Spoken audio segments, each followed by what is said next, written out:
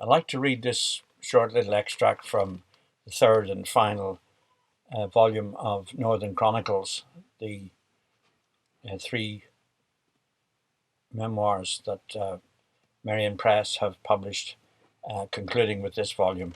Where are you? A City Imagined, Belfast Soulscapes.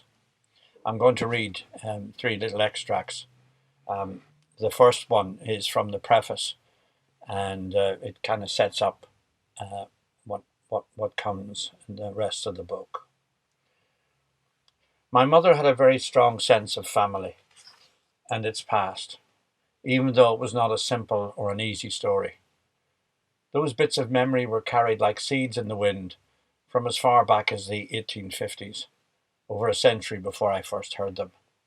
Tales about my great-grandmother in India, with her improvident military father, or her subsequent life in Edwardian Belfast.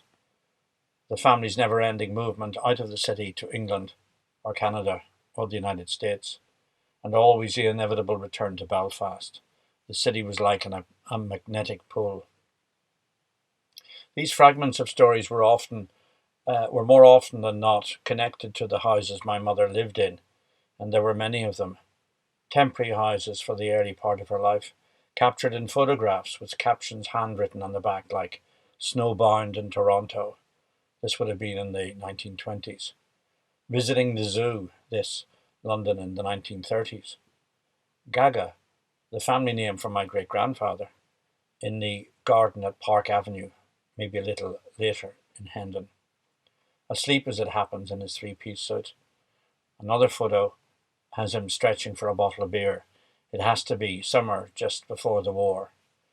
Later, in the 1960s, I'd be lolling about that garden too, over in London, for a wedding no doubt. In her retelling details, the houses she lived in took on a momentary presence in profile, a hinted-at life. But none had as much imaginative draw for my mother as the house in Dunkern Gardens off the Antrim Road in North Belfast, where she grew up, returned briefly during the war, the Second World War, and left again to marry. The house stood at the top of the gardens, a somewhat sombre-looking, even foreboding high terraced house with its curtains neatly drawn. It no longer exists, and the gardens themselves are long gone. I recall the bus ambling along the Antrim Road, and her turning her head slightly in the direction of the old house when I was a young boy, heading into town on Saturday mornings to accompany her shopping. It was obvious that the house where she and her brother had lived with their mother had etched itself upon her mind. When it was sold, the family moved about a mile away or more in the same district and settled in a smaller version of the same style of house. A house of woman it was too.